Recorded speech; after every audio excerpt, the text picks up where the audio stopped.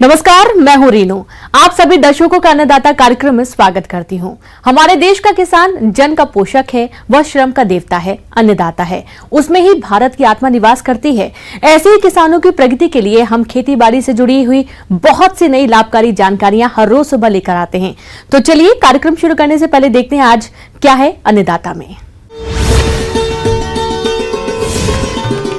किसान समेकित खेती को अपनाएं और अपनी आमदनी को बढ़ाएं।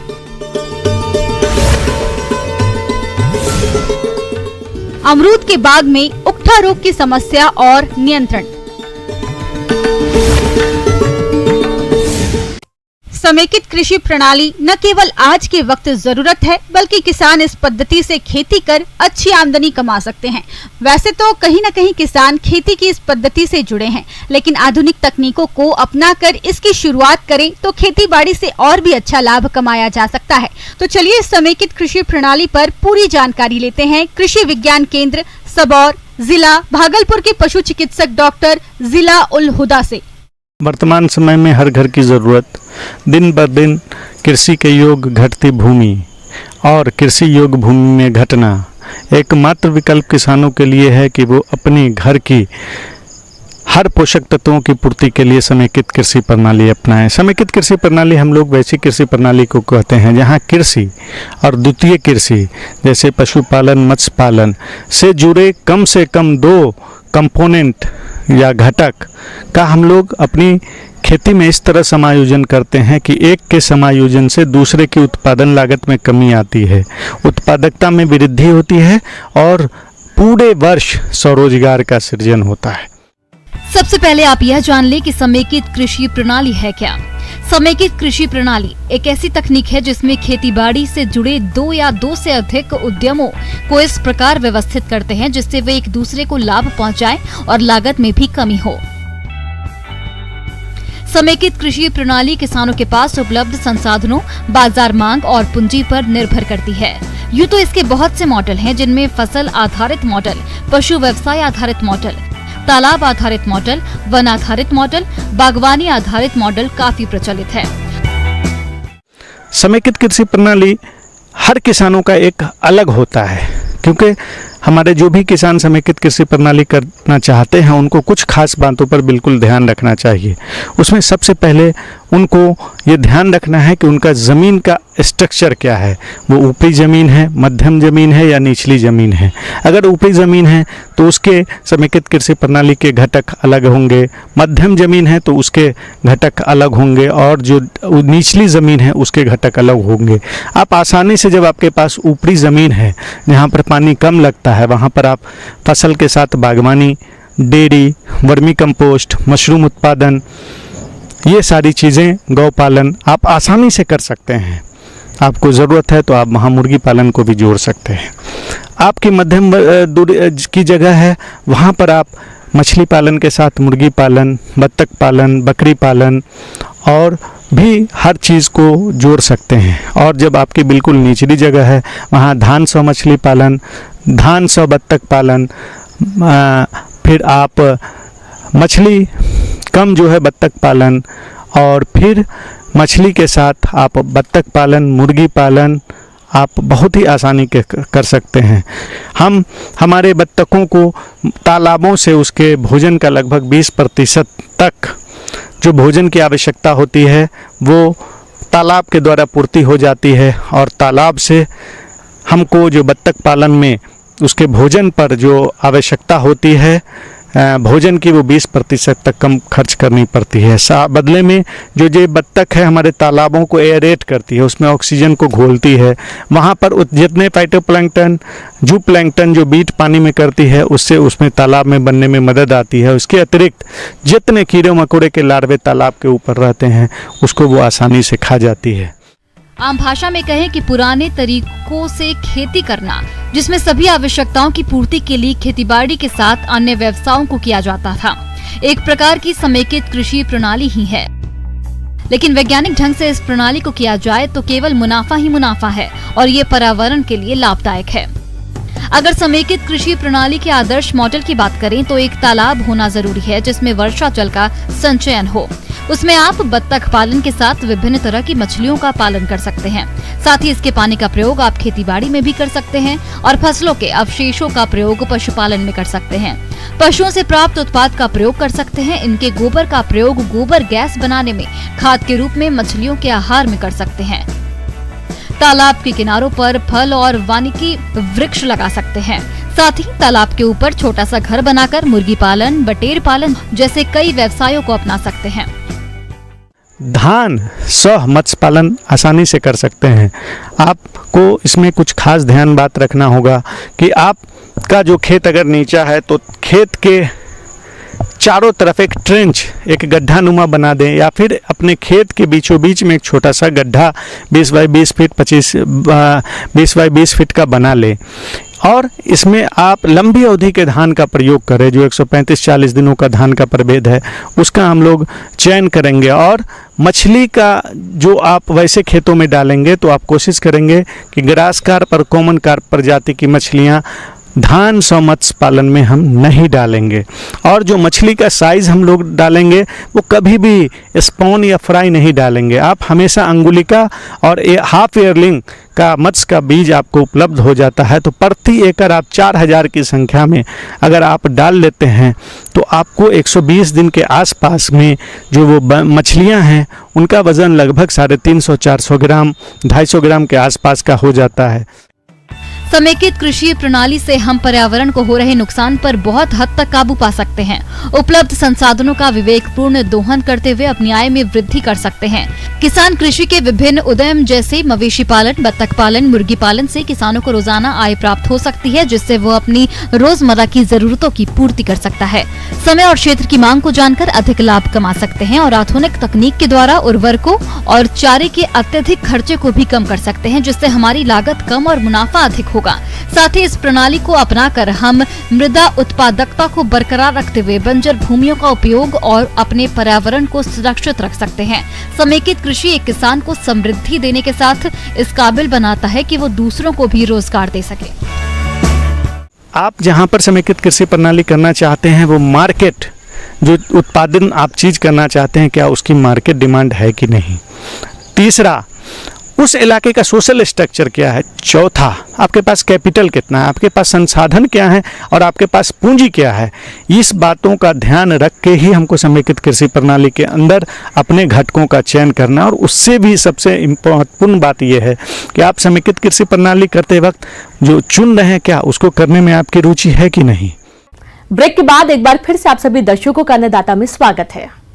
अमरूद के बाग आमतौर पर प्रदेश के सभी क्षेत्रों में देखे जा सकते हैं और अक्सर अमरूद के बाग में कोई न कोई पेड़ उकठा रोग से ग्रसित पाया जाता है। इस रोग के कारण अमरूद के हर आयु के पौधे सूखने लगते हैं और समय रहते इसकी रोकथाम नहीं करें तो देखते ही देखते यह रोग पूरे बाग में फैल जाते हैं।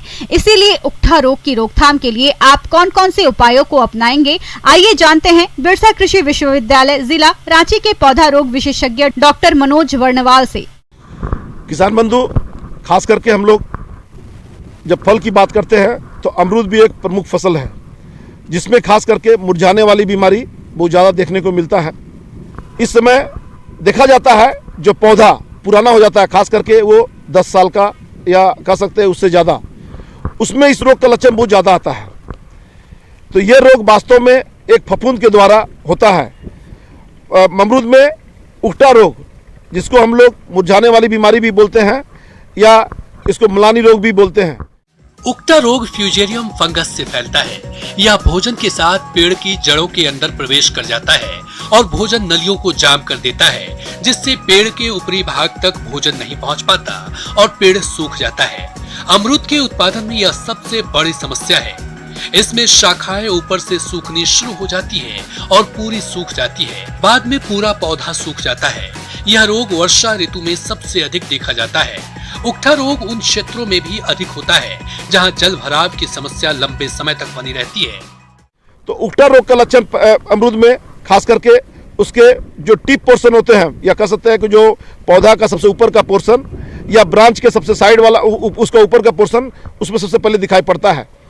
होता है क्या, इस रोग के कारण से उसका टिप, कोई भी पौधा का जो सबसे टिप होता है टॉप वाला, वहाँ से वो सूखना शुरू होता है और वो जड़ की ओर धीरे धीरे बढ़ने लगता है। ऐसा देखा जाता है। कभी कभी तो पूरा पौधा एक साथ ही मुरझा जाता है और कभी कभी ऐसा भी देखने को मिलता है जब उसमें कोई एक शाखा निकली रहती है, उसी में सबसे पहले लक्षण दिखाई पड़ते हैं, फिर धीरे धीरे दूसरी शाखा में उसके लक्षण दिखाई पड़ते हैं, फिर बाद में चल करके पूरे पौधे पर लक्षण आते हैं। तो कभी कभी लक्षण पूरे पौधे पे एक साथ आते हैं, कभी कभी लक्षण उसके अमरूद के एक शाखा पे दिखाई पड़ता है, कभी कभी 2 शाखा पे भी दिखाई पड़ता है, जो आगे चल करके पूरे पौधे को मुरझा देता है। पौधों में रोग लगने पर इसका कोई निदान नहीं है, लेकिन ट्राइकोडर्मा विरिडी को गोबर की खाद के साथ मिलाकर खेतों और पेड़ों की जड़ों में प्रयोग करने से इसका प्रकोप कम किया जा सकता है। आमतौर पर ट्राइकोडर्मा विरिडी की 5 किलोग्राम मात्रा को 40 से 50 किलोग्राम गोबर की खाद या वर्मी कंपोस्ट के साथ मिलाकर उसमें हल्का पानी सींचकर प्लास्टिक की बोरी से 10 से 15 घंटे तक ढक देते हैं और उसके बाद थैलों और पौधों की जड़ों के पास इस मिश्रण को डालते हैं। तो इसके बारे में यही बोलना चाहेंगे, यदि रोग के लक्षण दिखाई पड़े तो निश्चित रूप से आप जान लीजिए कि आपको कुछ उपचार करना पड़ेगा तुरंत। तो जहां तक पौधा मुरझाया हुआ है उससे 2-3 उंगली ज्यादा हट करके सीधे टहनी को काट दे। चाहे ऊपर का पोर्शन है तो ऊपर का पोर्शन काट दे, या नीचे का पोर्शन ब्रांच वाला है तो ब्रांच वाला पोर्शन काट दे, और काट करके वहां पर कॉपर ऑक्सीक्लोराइड या कह सकते हैं ब्लाइटोस 50 का घोल बना करके सीधे वहां पर उस लेप चढ़ा दे। ब्लाइटोस 50 को जनरली हम लोग यही बोलते हैं कि 3 ग्राम दवा प्रति लीटर पानी में घोल बनाइए और उसी घोल को आप सीधे उसका कटा हुआ पोर्शन को पुताई कर दीजिए। या चौबतिया पेस्ट, जिसको कि आप कॉपर सल्फेट, लाइम और पानी तीनों को मिला करके हम लोग बनाते हैं। चौबतिया पेस्ट को भी लगाकर जो कटा हुआ पोर्शन है उसको हम लोग लगा सकते हैं। जो कह सकते हैं जो मरा हुआ पोर्शन जिसे रोग का लक्षण दिखाई पड़ा था उसको सावधानी पूर्वक से बढ़िया से उठा करके कलेक्ट करना चाहिए और एक कोना में ले जाकर के उसको हम लोग जला देते हैं या मिट्टी में उसको गाड़ देना चाहिए, क्योंकि वही वास्तव में देखा जाता है रोग का वाहक बनता है। इस रोग से बचाव के लिए अमरूद की उकठा रोग रोधी किस्मों का चयन करें। यह रोग मिट्टी जनित है, इसलिए पौधा रोपाई के पूर्व मिट्टी को फॉर्मेलिन दवा से निर्जीवीकृत करना चाहिए। अमरूद के बागों में अधिक समय तक पानी का जमाव नहीं होने दें। बरसात के मौसम में पौधों के तनों के पास मिट्टी अवश्य चढ़ा दें। साथ ही मिट्टी जांच के आधार पर संतुलित मात्रा में उर्वरकों का प्रयोग करें। दूसरा, हम लोग बोलते हैं कि सीडोमोनास फ्लोरेसेंस का 10 ग्राम प्रति लीटर पानी में घोल बना करके जड़ के पास में उसका ड्रेंचिंग करने का सलाह देते हैं। इस तरह से करने पर निश्चित रूप से कह सकते हैं कि आप उकठा रोग को आसानी से अमरूद में रोक सकते हैं। मौसम विभाग की रिपोर्ट पर साप्ताहिक कृषि सलाह इस प्रकार है। ग्रामीण कृषि मौसम सेवा, कृषि मौसम विभाग, डॉक्टर राजेंद्र प्रसाद केंद्रीय कृषि विश्वविद्यालय पूसा, समस्तीपुर के सहयोग से जारी मौसम पूर्वानुमान के अनुसार पूर्वानुमानित अवधि में उत्तर बिहार के जिलों में अगले 24 से 48 घंटों में अनेक स्थानों पर हल्की वर्षा हो सकती है। हालांकि तराई के कुछ स्थानों पर मध्यम वर्षा होने की संभावना है।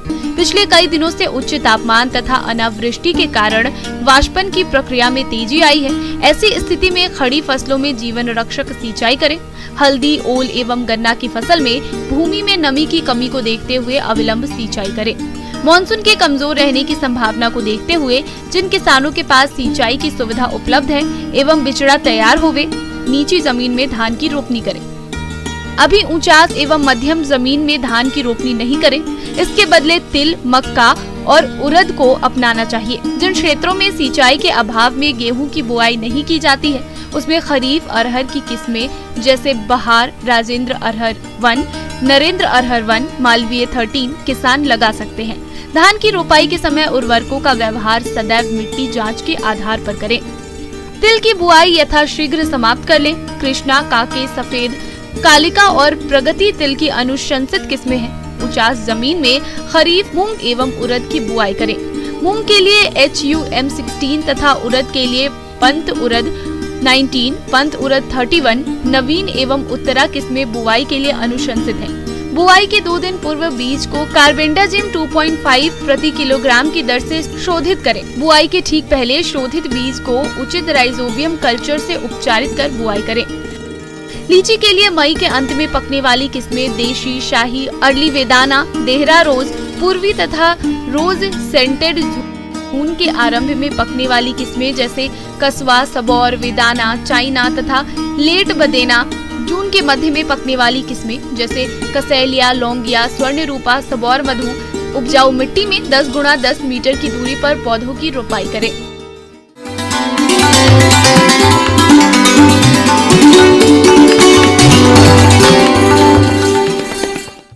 आइए जानते हैं अन्नदाता निःशुल्क फोन के माध्यम से पूछे गए समस्याओं का समाधान। अन्नदाता निःशुल्क फोन संपर्क सेवा के माध्यम से पूछे गए प्रश्नों में से आज हमने जिस प्रश्न को कार्यक्रम में शामिल किया है उसे पूछा है ग्राम गोगरी, जिला खगड़िया के कृषक रंजन कुमार ने। ये बरसात के मौसम में मुर्गियों की देखरेख और प्रबंधन के बारे में जानकारी चाहते हैं। तो रंजन कुमार जी, आपकी जानकारी के लिए प्रस्तुत है कार्यक्रम का ये अंश। जैसा कि आप देख रहे हैं कि अब हमारा मौसम परिवर्तन हो रहा है। अब हमारा मानसून, हमारे राज्य में मानसून ब्रेक होने वाला है। अभी तो प्री मानसून चल रहा है, तो आप देखेंगे कि बरसात के दिन शुरू हो गया। तो बरसात में आपने गर्मी में अच्छे तरीके से प्रबंधन किया। अब इसके बाद बरसात में आपको प्रबंधन में थोड़ी सावधानी बरतने की ज़्यादा ज़रूरत है मुर्गी पालकों को, क्योंकि मुर्गियों में बहुत सारे बीमारी के लक्षण आपको बरसात के दिनों में ज़्यादा दिखता है। तो पहला चीज़ हम चूजे से बात करते हैं कि चूजे का पालन आप कैसे करेंगे बरसात के दिनों में। तो चूजों में आपको सबसे बड़ी चीज़ है कि आप जहाँ भी मुर्गी के चूजों को रख रहे हैं तो उनके लीटर को, यानी कि जो बिछावन जो आप लगाते हैं मुर्गियों का, तो पुआल का कुट्टी दे रहे होंगे या फिर आप धान का भूसा दे रहे होंगे या तो फिर आप लकड़ी का बुरादा दे रहे हैं। तो इसमें आपको ये ध्यान रखना है कि ये इसमें नमी की मात्रा ज़्यादा ना हो, क्योंकि बरसात में नमी ऐसे ही ज़्यादा हो जाता है। आपके दीवार से नमी आएगा, आपके ज़मीन से नमी आएगा। तो उस स्थिति के लिए आप नमी को कम रखें। यानी कि कैसे करेंगे कम? तो यानी उस समय के लिए आप हमेशा लीटर को उलटते पलटते रहें और थोड़ा थोड़ा उसमें चूना मिलाया करिए। चूना का काम क्या है कि वो आपके मॉइस्चर को सोखता है। दूसरी चीज़ है कि इस समय आपको कॉक्सीडिया नाम की एक बीमारी है जिसका प्रकोप बहुत ज़्यादा होता है, और वो आपके लीटर से ही, यानी कि जो आपने बिछावन लगाया है उससे ही वो आपका एक परजीवी है जो कि आपके मुर्गियों को हो जाने पर खूनी दस्त जिसे हिंदी में कहते हैं, और मुर्गियों में बहुत ज़्यादा मृत्यु दर बढ़ जाएगा चूजों के अंदर। मुर्गी में कॉक्सीडियोसिस रोग एक अत्यधिक घातक और एक संक्रामक रोग है। यह रोग मुर्गी पालन की सबसे गंभीर प्रोटोजोआ परजीवी जनित बीमारियों में से एक है। इस रोग में कमजोर हो जाने के कारण 100 तक मुर्गियों के चूजों की मृत्यु हो जाती है। बहुत से पक्षियों जैसे मुर्गी, टर्की, बत्तख, कोयल, तीतर, कबूतर, कौवे, गिनी आदि में देखने को मिलता है। लेकिन यह रोग मुर्गियों को प्रमुख रूप से प्रभावित करता है। इससे खासकर मुर्गियों के चूजे प्रभावित होते हैं और इससे प्रभावित होने पर चूजों की मौत सबसे अधिक होती है। तो इस चीज़ की आप सावधानी रखेंगे। अगर आपका लीटर सूखा हुआ है और उस बीच में अगर आप कॉक्सीडिया के, जब आपके चूजे 3 सप्ताह के हो जाएं तो उस समय आप कॉक्सीडिया की दवा 3 दिनों तक आप अवश्य चलाइए। एंटीबायोटिक वगैरह तो आप चलाते रहते हैं, लेकिन साथ में आप कॉक्सीडिया का 3 दिन का आप ट्रीटमेंट खास करके बरसात के समय में अवश्य कीजिए। इससे आपके चूजों में मृत्यु दर कम होगी। दूसरी चीज़ है क्या, नमी के साथ आप देखिए, जिसको हम लोग कहते हैं कि ह्यूमिडिटी कहते हैं, यानी कि नमी भी बरसात के मौसम में ज़्यादा हो जाता है और नमी हो जाने पर मुर्गियों में बहुत ज़्यादा परेशानी आती है। इसलिए जहाँ पर बहुत ज़्यादा नमी हो रहा हो तो ऐसे जगह पर एक पंखा की व्यवस्था कर देना ज़रूरी है। अगर आप सीलिंग फैन लगा सकते हैं, ज़्यादा मुर्गियाँ रख रहे हैं तो बरसात में आप इसको लगाएं, तो इससे दोनों फ़ायदा होगा। एक तो लीटर सूखेगा भी, दूसरा है कि जो नमी है उसको शेड के अंदर कम किया जा सकता है। सप्ताह में कम से कम एक बार समय पर मुर्गीशाला की सफाई करें, साथ ही चूने का भुरकाव भी करें। दवा से मुर्गीशाला को अवश्य धोएं। इंक्यूबेटर की सफाई, बर्तनों की सफाई भी जरूरी है। रोग हो जाने पर मुर्गीशाला का लीटर अवश्य बदलें। बीमारी बचाने के लिए समय पर मुर्गियों का टीकाकरण कराएं। रोगित पक्षियों पर तत्काल ध्यान देना चाहिए और रोग से मरे हुए पक्षियों को गड्ढे में दबा देना या जला देना चाहिए। तीसरी बात मैं ये कहना चाहूँगा कि भोजन का प्रबंधन यानी कि दाने का प्रबंधन जो आप मुर्गियों के लिए करते हैं, तो इस समय क्या होता है कि आप अगर दाना खरीद चुके हैं तो उसको कभी भी दीवार से सटा कर मत रखिए।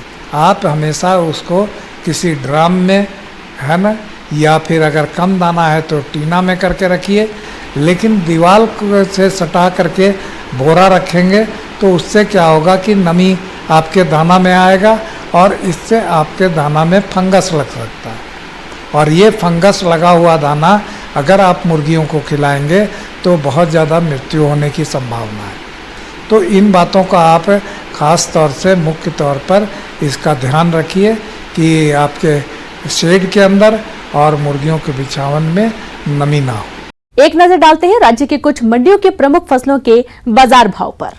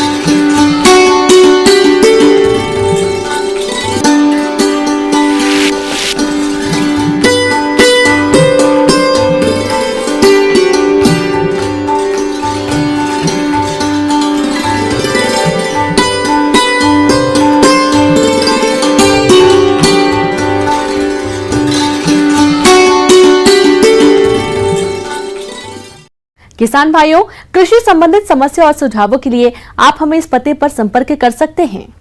प्रोड्यूसर अन्नदाता news 18 Bihar Jharkhand, Ramoji film city Hyderabad 501512। साथ ही आप हमें ईमेल भी कर सकते हैं। हमारा ईमेल है p18annadatabihar@nw18.com। इसके अतिरिक्त आप हमें निःशुल्क हेल्पलाइन नंबर 1800889216 पर सोमवार से शनिवार सुबह 10 बजे से शाम 4 बजे के बीच संपर्क कर सकते हैं। अब समय हो रहा है आपसे विदा लेने का। कल फिर मुलाकात होगी कृषि से जुड़ी महत्वपूर्ण जानकारियों के साथ। नमस्कार।